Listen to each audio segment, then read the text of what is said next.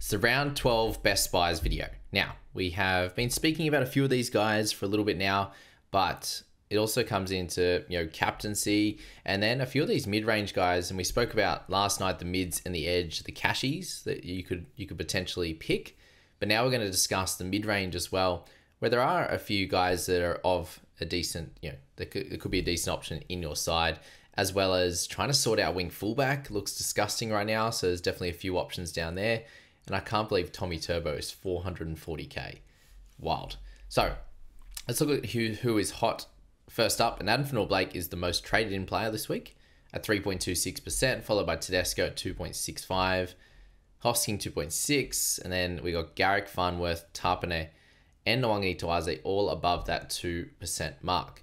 Now, that makes sense given all of these guys have that boom potential. And that's the big focus of this week, is looking towards that. And I assume Isaiah Katoa is a little bit lower, brought in, just because most of us have a couple of halves that are available in round 12. Now, how in the world is Terrell May under 50% ownership? So that definitely means that we've got, and a lot of people would have started with him in round 1 and then not playing anymore as well. So that shows the percentage of teams that are actually still currently playing. Let's get your mates back involved, guys. If you're in head-to-heads and guys are slacking off, get into them and get them back playing the great game. Now, Jazz Tevaga, 445k for him, priced at 33 now. So that part's a little bit awkward. The 445 isn't too bad, given we've got a lot of guys that could be sold due to injury and everything like that. Now, the last 4 weeks have been awesome. He's got 61, 38 in 70 minutes. It's pretty wild with 6 missed tackles, but that's dropped dramatically and has in every other game apart from round 2 been really low. 41 in 49 and then 54 in 58, which did include an LBA and a line break as well. Now, with Jazz, do we think that he can hit somewhere around the 40 mark for the next month? And why we say that, because I think that's the most important period for Jazz Tevaga. Trades has to come into your factor as well with someone like Jazz, because you're unlikely to be holding him long term. It's not like you're trading a gun in where you can just hold them. And that's kind of where I'm looking at with my strategy that I did speak about in the round results video. So if you're looking at strategy and want a bit of that chat and how you can sort out your team for the next month or so, then that's the best way to go about it each and every week. Go and check that video out, guys. So thanks for that. We've got Mitch's video out there. We're about to have Scoop's video as well. So plenty going on here, plenty of different opinions, and you should be able to get everything you need from these videos. But Jazz, that's the problem with him, is that you'll have to sell him. Now, this week against Parramatta, I'm expecting a pretty good score. Could be upwards of 50, like we saw on the weekend, and pretty good minutes with Jakey Trbojevic out of this side. Now, the Broncos next week with players back, that could be a little bit more of a problem game, probably similar to 14, but the question is, do you need to play Jazz next week? Probably not. We have Aaron Clark available that can cover hooker, but obviously mid as well. And Terrell May, all the guns in that section. Round 14, are you going to play him? Oh, look, he'll probably be in a edge of a 17, you'd imagine, or you're looping or something like that. And then round 15, if you're trying to save trades, you probably are playing him. And then from there, with a buy in 16 and 19, he probably is a sell. So likely is a 4-week play, and I think could do a job in that scenario. But if you are low on trades like myself, then maybe it's a no for Jazz. Wade Egan, 672k for him. He is still priced at 50, averaging 54, but the reason is because the last few weeks have been just a tad down for him. 39 into 50 into 49. So nothing crazy there, and we've dropped off from the 80-minute efforts. So that's where I think Wade is a no-go. And then you miss him, you'd probably, I don't know, he's a good hooker to have, but Clark's better, and he misses 15 and 18. I don't know if you want to hold both of them for that week. Aaron Clark, speak of the devil, priced at 56 now, which is crazy, but he's absolutely outdoing that every single week. The last 4 weeks, his lowest score is 58. His second lowest score is 70. So he has 3 scores 70 and above in that time, which just shows that he's a great captaincy option this week as well. Hooker and the mid dual owned by a lot of people, but not everyone, in that top 5,000, top 1,000, which is pretty wild that it's ended up that way. I just think he's been so important, and each week I keep pounding the drum for you to buy him. Hopefully this is the week that you do decide to get him, and yes, it's at a pretty high price now, and you could get burnt if he happens to get injured or something like that. But we'd all be in that same boat in that scenario. He is the best hooker in the game, so I think you just need to have him. Like, that's a position you can just hold steady for a guy that plays 13, that is getting really good minutes every week. Yes, the 72 might not be the absolute special for him, but he did have Fish out available last week, and he still played 72 minutes. So I think at a minimum, he's a 60 plus guy now, and that's great for his scoring. We know that he's at least going to hit a 56 in that time with a PPM of 0.8 in a general basis, but this year his PPM's been really, really good at 1. So anywhere near 60 minutes, and you're at least getting him at the correct price point. Now, if you wanted a hooker that plays all of the major buys, 12, 15, and 18, it is Zach Docker-Clay. Now, at 338k, he's priced at 25, has the ups and down games because he plays very limited minutes off the bench, and then he plays massive minutes. And you saw it last week, 21 minutes there, and it was 3 weeks ago he played the good minutes off the bench with that injury, which got him a 41, and his other good game this year had 60 in 80 minutes.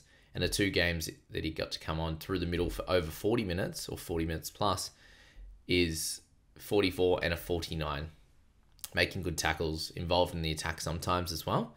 So I think Zach Docker-Clay is a pretty interesting one. Again, in round 14, you wouldn't be playing him. Round 13. Round 14, he has the bye. Round 17, he has the bye. So you'd only need him here for 12, 15, and 18. And you get him with a break even where he'll beat that this week, but then he'll probably go down and bring that break even back up the following week when Watson does return, depending how many minutes he does play in Origin. So Zach, a very interesting pick, not too expensive at 338 to be able to lock that in if it's a position you are struggling with or you're a bit worried about come for 15 and for 18 and you don't have a hooker on your side yet, then I think it's a good pick. Otherwise, I think you wait until 15 and make the decision from there, which is a position that I'm in personally. And hopefully he's somewhere in the low 300s still, and he could use as like a half cash out. People still asking about Reed Mahoney. He has improved his scoring over the last 3 weeks there, 56, 49, and 45, back to 80 minutes after 2 lower minute games. So I'm interested to hear what was the go there, because I think that those low minutes are out of his game now, and definitely with Bailey Hayward playing 13 this week, you should expect Reed to go the distance again. Now, they do have the bye next week as well, so I think that gives him extra opportunity to go on and play those big minutes again this week. Then we'll have 2 games before a bye again, so very similar situation where you should be able to get those minutes. Priced at 41, he's averaging 41 for the season, but that does include those lower minute games. Now, if we were to take those out, which, might be wrong, he might go back and play some of those lower minutes, but still 43. So 21 in round 1, 31 in round 3, 31 in round 4. And since then, he's been much improved. He has, 3 scores over 50 in total and 2 from 45 and above. So a very solid guy to have on your side. We know that he can give us, he can annoy us at times. But Reed, he's the mid-range option that plays all of those bye rounds that could be helpful for your side there. And again, you probably don't need him next week in round 13. And similarly, in round 16. If you have Aaron Clark, you can cover both those weeks. If you don't have Aaron Clark, maybe you have like a Jazz Tevaga who could do the job, or Riley Smith. But again, if you have Riley Smith, do you need Reed this week? Maybe, you're not excited about what Riley's going to give out. Now, Adam Fennell-Blake, 708k, so it's not too expensive. He's averaging 3 points higher than where his current price is set at 53, averaging 56 there. Now, we've been worried about him with his groin issue, quad issue, and the minutes the last couple of weeks have been lower, 43, 51. He had 42 and 43, but wedged in between those games have been a 62-minute 70 and a 67-minute 80. And now the 70 was in there with no try in that one. Last 2 weeks he scored. Does that mean he's due for not scoring a try this week? I don't know. And that's the worry about not owning him, is because he has these boom games. He now has 2 68s, a 61, a 70, and an 80 this year in the 11 games that they have played. And they're getting very close to their first bye. Now with Adam, you miss 13, you miss 18, which, you get 12 and 15, which is the important part. And you get a guy that has a lot of upside, and that's why people are looking at him as an option this week with over 3% of teams bring Adam in. Now he's already owned by 15.5%, 10 in the top 5,000, 18% in the top 100. So he still kind of is a point of difference player, and if he comes out and scores really well this week, will do awesome for your side. The up and down nature can be a little bit annoying because you could easily come out and score a 45 or a 50 this week and it'd be like, didn't really need to buy him. But the question's going to be, if you're in my position with Nafahu White, he was my third mid, and I have to buy a mid this week to get the full complement on the field, then Adam Fanua-Blake comes into my calculations and is a decent option for sure. Now his counterpart in Cam Mciness seems to follow his minutes for the most part there, and on the weekend he picked up 70 minutes there. 4 weeks ago when Adam played big minutes, he played 69 as well. What we have seen from Mciness though is a fair few 40s. So he's had 3 40s in the past 6 weeks. He's also had the 58, 72 with the try, 8 tackle breaks was pretty wild. And then on the weekend he had 51, but just in that 70 minutes there. So strangely enough, the tackle numbers, he's only had the one game above 50 tackles, which is when he picked up 74 fantasy points in 75 minutes. So for Mciness, he is averaging very similarly to that of Adam Fanua-Blake, but he hasn't been carrying any injury. So with Adam, there's probably a little bit more upside on it. Mciness has gone over 70 twice, but he hasn't eclipsed the 60 mark as many times as Adam. So if you're looking at both, the 10K difference, Adam Fanua-Blake seems to be the right pick. And I usually go through and click all the people that are being looked at or the who's hot list when I do this video. And Mciness wasn't even on that list for the mids, so I actually had to add him after, which means that there aren't many people looking at him. So Mr. Mitch, there's definitely an opportunity here for you to get your pod back and for him to go out and do really well. So they're the guys that are missing round 13, and that's something to note there. But Joe Tapine missing round 15, he plays 12 and 18, which can be very helpful for you. So Taps, if you are buying here, a price at 59 is a little bit expensive, but he is averaging above that at 61.6, and his 58 on the weekend was just easy as you like. Back to the lower minutes where he picked up 49 in round 7. He only got 38 points in that week, so that was a bit of a dud one. But thankfully, with 50 minutes, he was able to go over that point a minute, which is what you've seen over previous years there. He's at 1.14 this year. So if you can get anywhere near 60 minutes here with the odd player out in Hudson Young, then that would be great. And I think he's an awesome captaincy option. You're looking at scores here in the high 50s, in the 60s, and in the 70s regularly, with that 186, which included no attacking stats.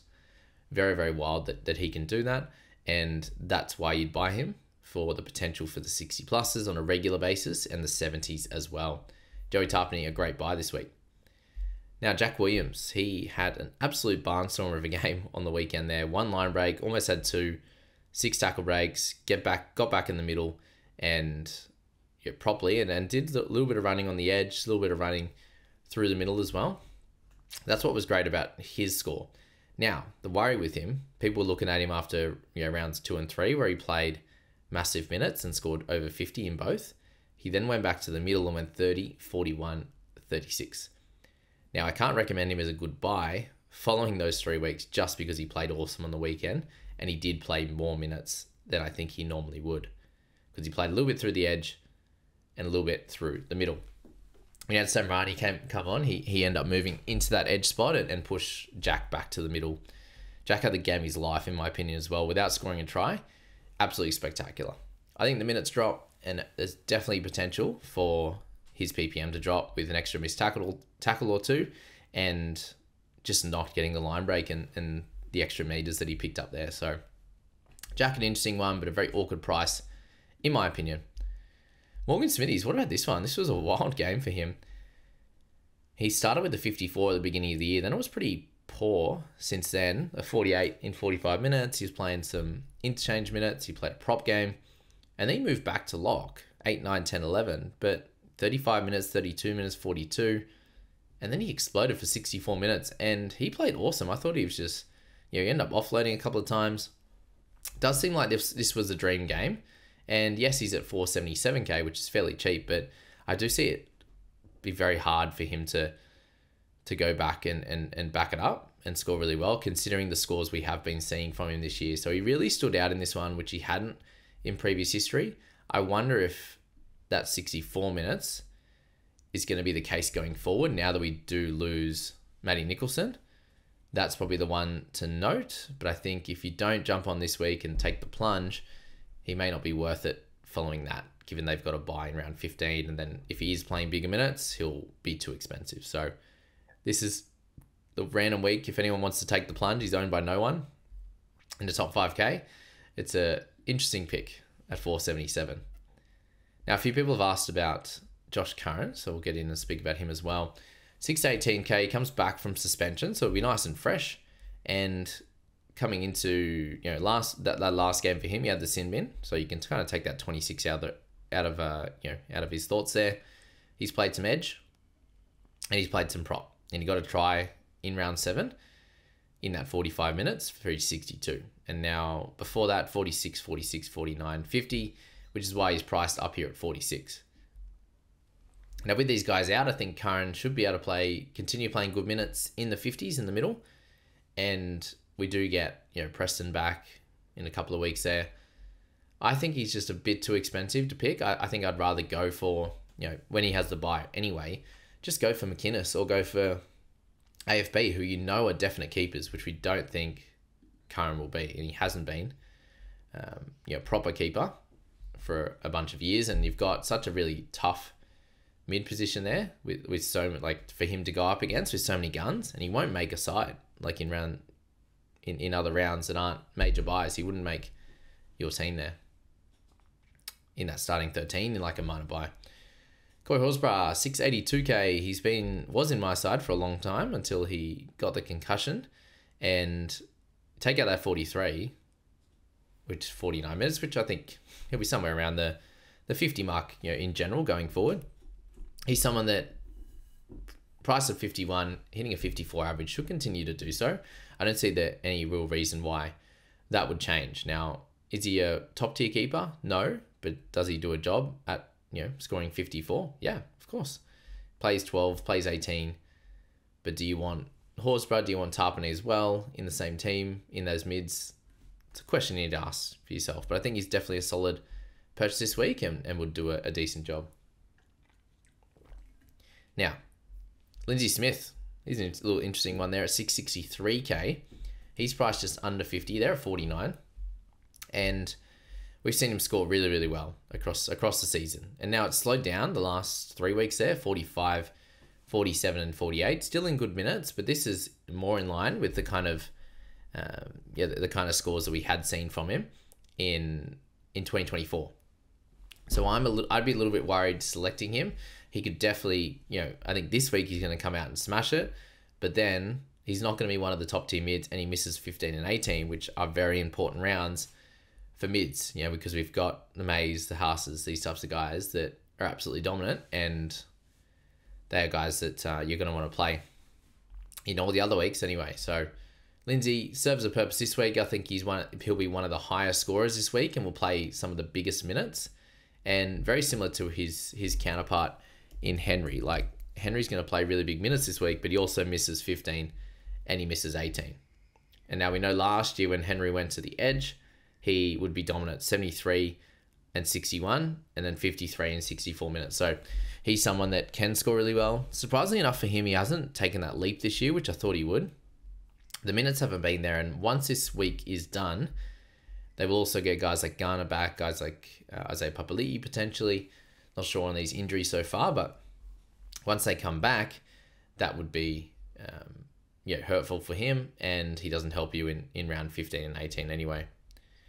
Now, Hosking, very, very much, very, very close to a must-have. He's just going to get 50 plus fairly comfortably. The non-80 minutes is a little bit annoying, but I'm hoping that he does build up to that role. And this week with Huddy Young out, you'd imagine that he does go the full 80. And in that case, should be in your side this week because there's not much else to say. When he plays big minutes, he scores really well. You can see here at the beginning of last year, you can see at the start of the year, and he hasn't gone under 50 in that role in a little while there. And can even score well off the bench in the middle role. So he has all of the skills to do really well. Now, Edge is pretty interesting. there with guys like, Kikau in there. I mentioned Egan Butcher last night. Kaipi's Paul, probably the best option at his price. Next week, we're going to have some interesting ones in Egan and Kolomatangi, so just be aware of that when you are making trades in these positions. But Vil Kikau there, 627k, priced at 47, averaging 52, so he's scoring 5 above that. And the reason he's so low in his price is because he's making money each and every week, and he hasn't played a lot of games, only 7 so far, which did include that 38, just dropped him down a little bit, which was the only game really that he hasn't had any type of attacking stat. Had a bit of a shocker, to be fair, with 3 errors in there. Now he's gonna be up and down, but at the moment 50s are pretty regular in a team where he's got Dolphins this week, buys in around it, but Parramatta and Rabbitohs as well. So yeah, a pretty fun little stretch, and he's just in a good team, and he's a big focal point in their attack. So if you have the balls to do Vil Kikau, then I think that's great. Go for it, but not for me. Exactly. I would rather spend up a little bit further on Kaipi's Paul, who does play around 12, 13, 15, 16, and would be a starter in your edge in all 4 of those weeks.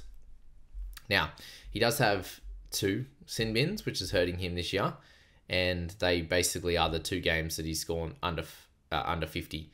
Apart from one there, he got 49, but he had 6 missed tackles. So outside of that, he's very, very comfortably getting into the 50s and 60s with 176 in that game with a try assist, and he went nuts for offloads in that one too. So if you need an edge this week, I personally would try and target Kaipi's Paul. Try and make the money for him. We know we've got a few options at higher prices with injuries, and also guys in Origin that you could sell to get Kai, a really good pick. All right, we have a duel here with Burbo, 546k. I'd find it very, very difficult to pick someone like Ben Trbojevic coming off a 31 and a 38 into that 73, yes, but it was an absolute boom game for him with 5 tackle breaks, with no misses and 2 offloads and a turnover tackle. It could not have got any better for him. So when you're looking at games for him this year, he has a 31, a 38, a 35, 2 40s, 31, and a 38. There's a lot of low scores in there. When you're now buying it priced at 41, he could easily score under that. So sorry, Matty T. I won't be jumping on with you, but yeah, he got a great score last week, so congrats for that. Now, Halasima, 489k, priced at 36. I still think it's a really solid price to jump in at. And the edge position, if you want someone in the mid-range, I think Halasima works perfectly. He's still not owned by a lot of people, 10% of the top 5,000. And since he's gotten this, he's been in this role, played 39 minutes, strangely enough, but 54, 37, 45, 40, and 48. So well clear of that 36 price point. I would expect him to hit a 45 going forward. He has had no attacking stats since that 54 as well. So there's definitely room for that. But again, you're missing 15 and 18. Can you cover that if you are buying him? But at least he's a very strong guy that you can comfortably start. Olakau'atu I want to mention as well, 639k, just the up and down nature. If you are interested, then it's fine. But again, here you can see 30, 40, 78, 44, 49. 70 is probably coming, but we don't know when it is. I probably would imagine it would be this week, and Paul Katonga is going to cop a lot this week against Olakau'atu and Ruben Garrick, but Hamole, a really, really solid pick. This week, just be aware of the ups and downs, and he is averaging less than last year. So look, you're buying him basically where he's priced at, what his output is in average, but he has room to grow. Now into the halves. Isaiah Katoa, 746k, and yes, I'm vowing to put timestamps in, guys, after not doing it for a while. Got a little bit more time today. We keep getting bad weather here up the coast, so I won't be able to get a lot of my coaching in. With Isaiah, priced at 56, he's just killing it, and he's getting better and better across the season now. The last 3 weeks, 67, 70, and 76, with 2 try assists in 3 weeks. That's freakish. And against the Dogs this week, it could be a harder clash, but it hasn't mattered. He played the Warriors last week, picked up a 76. Roosters and Eels, with pretty close to full strength sides. Not a problem for him there. Got 60 against the Storm in a game where they actually won that game. Scratch that. That was a really good win. But games against the Knights early on, he got beat 26-12 and still picked up a 73. So he can do it against all teams. He is one of the buys of the week, and I think is a decent captaincy shout as well. Had to mention Matt Burton. He's next on the list in most looked at or most bought this week. At 549k, he definitely will goal kick in round 12, 15, 18. What I'm worried about, and is it once Stephen Crichton is fine, I think he goes back to the goal kicking because it sounds like he was touted as more of the guy that was going to be the goal kicker, moving to the side. But, you know, Matty had it already, and they wanted Crichton to be more of the leader in the huddle and stuff like that. But I think, you know, Matty's grown into that role. This is all coming from Adam Tarusi, who's CEO, is that right? The Dogs. So Crichton's just absolutely flushing them, and there's no reason why they would change that. So be aware of that. If you are buying him, there's a chance, 50-50, whatever it is, that Burton doesn't goal kick once Crichton is available. But you are buying him for this buy period, and my point becomes a little less important there. Now, 56. He's at a 56 and a 54 with a 48. Price at 41. He has lower scores in him, as you saw by 20 and 66 minutes, with a head knock, I believe, in round 8. Yeah. And a 38 against the Raiders. Now, that did include a try assist. It did include an offload, 123 metres and 406 kick metres. So he has these lower games in him. I'm hoping that he does improve. He does have a pretty solid run. If you want to buy him this week, cut price. I don't think you'll lose out unless he gets injured again. So a pretty solid pick that has upside. Now we've got Hynes and Fogarty. Now Hynes against the Roosters, I'm interested to see how this game plays out. He could come out and score really well. He could definitely come out and just continue to hit 50s, but it's been super solid since I bought him in round 7. He's gone 56, 60, 59, 51, and 55. So absolutely consistent, which is what you want.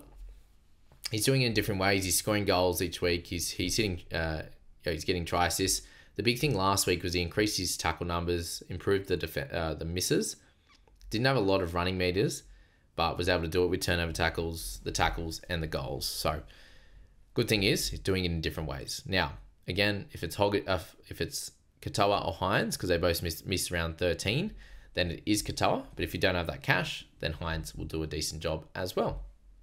And now Fogarty, the reason you look at him is because he helps out in round 13 there, which the other guys miss out on. And it's a pretty tough week. And if we lose Cleary, like if he doesn't back up, then someone like Fogarty is absolute gold. And that's what I'm worried about. Given I've got Hynes, I need Cleary to back up. So Fogarty, super consistent, very similar scoring to what we're seeing from Kikau at the moment, with lots of mid-50s. Did have that one boom game of 73, but coincided with a 48 there. So Hynes has been a little bit closer to 60 in a lot of his games. Just the difference of, similar run readers last week, but, kick meters, the big one. And yeah, that's about it, to be fair, with Fogarty at the moment, with the difference. Now, Bailey Hayward. Should have probably spoken about him in the mid, but it came up for me in the half section. 417 for Bailey. In a spot there where I think that, you'd imagine that he's going to keep doing some good things in this side. Now, the up and down nature of his scoring there is the thing. Now, when I say up and down, it's like, got 26 in here playing 5/8. He then has, through the middle, a 36, a 38, 37. And we know we can kind of get out of him in near 60 minutes. We don't know what we're going to get out of him at lock. Does he play more minutes? Like last year, he got some lock games. It's probably hard to judge off that because he's a better player since then. And I think there will be times where he does continue to miss tackles, like we've seen, 3, 6, 3, 2 across the last heap of weeks, 3 before that. That's probably going to be similar. Probably scores near 40, but then has a bye next week. He does help you in 15 as well. He's going to help you in 18 as well, but will it be in a big minute role? To be honest, it's hard to know. Given he's playing 5/8 for a bit. He then went back to lower minutes from the interchange, and they've had a lot of injuries and suspensions since then. So does he go to like 40, 45 minutes off the bench when Preston and Tupanua and these guys come back? Potentially. And that's the slight worry if you were to buy Bailey. I think it could work out, but it could also be a miss for you as well. Now we move to centre. And he counts as a wing fullback as well, and a very important one at that. Ruben Garrick. Priced at 45, he's averaging just under 50 now, and copped a few knocks on the weekend. Still managed 57. Has only, what's crazy, he's got that 4-try effort. If you take that out, he scored in 2 other games, which is pretty wild to have only a couple of tries and to only have 2 try assists down that right-hand side. So it just means their attack isn't clicking as much. Defensively has been pretty solid. Missed tackles aren't too bad as well. And my little worry with him is the run meters. Now, thankfully, the last 4 weeks combined, he's improved, but 83 on the weekend wasn't as great in a team that, they were able to win pretty comfortably. But he plays 12, 15, 18. Pretty good stretch of games here. Para, Broncos, with guys backing up into Newcastle, into the Titans, before a bye into Tigers and Rabbitohs. So a great stretch of games for Garrick. And my question this week is to Garrick or to Teddy. And I think there's a lot of winning things around picking Garrick. The price as well. There's also a lot of great things about Teddy as well, which we'll get into in a sec. So Garrick, a really solid pick this week, heading into round 12. Guys, if you are interested in the public Facebook group as well, head down to the description for that. And if you want to get a little bit more one-on-one advice for your team, then and a great group chat as well, just a great community is what you're wanting there. I think at this stage of the season, guys you can hang out with if you're just watching at home, chat through the game, make some friends that way. $30 in the description down there to join the private group. Now Herbie, with the center position here being pretty hotly contested, there's a lot of really good centers there. Herbie is the pick of the bunch, priced at 57, but averaging 60. It's just wild how good he's going. And yes, he's on a bit of a tear scoring tries wise, but we know that he can do it through offloads and tackle breaks anyway, and getting his meters gained up near 200, scoring really, really well. So he's someone that we know can hit 50s on a regular basis by just existing and doing great work. So plays 12, plays 15, misses next week, yes, but none of these matchups are super scary, apart from maybe this Dogs clash this week, but they are missing a few players there, and he will come up against Blake Taff, which is really nice. So I think he's an exciting captaincy option as well, and if you haven't got him yet, a lot of people do, but plenty don't, I think you can jump on. Olakau'atu, priced at 42, averaging 46. He moves back to the centre, which I think him and Dom Young can do some good work there on that right-hand edge, and then he'll move back to centre anyway, back to the wing anyway, with Rob on his inside. So a guy that's just been super consistent, and if you want that, mid-30s at low into high 40s and 50s at high, and actually end up, he's on 62, end up at 67. Yeah, wow, okay, with the try saver. He's the guy that can do it. We know he's freakish. He had 6 errors on the weekend and still scored 67, so that's incredible. And that's what you'd be hoping for. The odd boom game with that really nice base. Price at 42 is a little bit awkward, and I would try and spend up and go to Garrick or go to Tedesco myself, just because they've done it long term. They've got some type of thing that stands out for him. With Garrick, it's the goal kicking, and with Teddy, it's just his incredible running game there and consistency. Now Turbo, a 434k for him is just ridiculous, but he is averaging 26 for the year and has a 2 and 80 minutes. So I'd find it very, very difficult to buy him this week. 24 into 2. It's pretty gross. He had a really good score in round 1, 2 try assists, 3 line break assists against the Cows, who were very, very bad. And then round 8 of 44 versus the Panthers. But for me, I don't rate it personally. He's injured. He could just get injured again. Apparently he can play the whole game and get 2, so it feels a bit gross for me. Oh, sorry, I miss Iro in the centres as well, before moving to the wing fullback. Sorry for that. 691k for him, priced at 51, averaging 56. Absolutely flying, scoring a try in every game. There is a fun thing that him and Ronaldo are doing, and actually shifting between centre and wing sometimes. And Ronaldo will be used more as like a sweeping player. And that's actually pretty beneficial to Iro, being able to be on the end of those types of runs sometimes. Other times it's helpful to be in the center, but for the most part, scoring tries, the wing is going to be your best play. It's actually wild. He has a line break every single game, and the game he scored 2 tries, he got 2 line breaks. So super consistent at the moment. Yes, if he doesn't score a try, it could be lower, but he's averaging near 60 if you take out that 39-minute game in round 4. So great pick, a great point of difference guy. And we actually jumped on him in the People's squad this week. Now, Teddy, 709k. Ownership still isn't crazy high. Yes, he's a chance of getting into that Origin team if there is an injury to Edwards. But he's priced at 53. Average is pretty well bang on that. And he has some big scores this year. A 62, a 70, and an 85. And that 70 and 85 coming recently. And a lower one on the weekend. It was a pretty tough first half, but it improved going on from there. And now they played a really good Dogs team who did come back and win. The next couple of weeks, they play Cronulla and Canberra, which on paper are pretty tough matchups, but we know that he's generally fixture-proof. It just depends how bad the Roosters play, or if they play well, he can come out and absolutely crush. If they play mid, then I think he should be somewhere in that 40 to 50 range. So he's a guy you're probably going to want for the entirety of the season, but do you look at him now, or do you look at him in like round 15? A few questions there. Either way, I think it's going to work out. Do you have the cash to get him? All those factors. But if you do, I think that he's the best wing fullback to buy. I would buy him over Garrick if you do have the cash, or if you feel like you're well set up enough to be able to spend, to have enough money to spend on guys like Koloamatangi and Egan and JC and those guys next week. Because JC is in the lurk and he's the best wing fullback to buy as of next week, though. Xavier Savage, 312k for him. Got the really, the nice negative break even after the awesome score. The worry with him is the 5, the 8, the 25, and the 12. So you could play him this week and he'd come out and get 10, and you're not happy. He could come out and score really well again, but that right-hand side could not have played any better on the weekend. And I just don't expect it to be a similar type thing against the Warriors this week. So Savage, whilst an okay cash down, not great.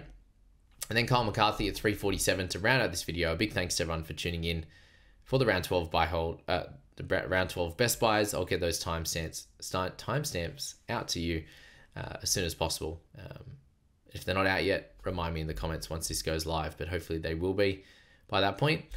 26 he's priced at because he's got 48 at the back end of last year with a try saver.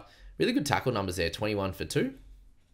This year he then played wing in one game, got 25 with that one line break, but 3 tackle breaks and 5 tackles. So a setup there that was, it's okay. He's probably going to have the spot for maybe this month. So he could do a job for you if you need a wing fullback, but I'd likely want to try and just spend up on that position. So that's the best buys for round 12, guys. I hope that was very helpful for you.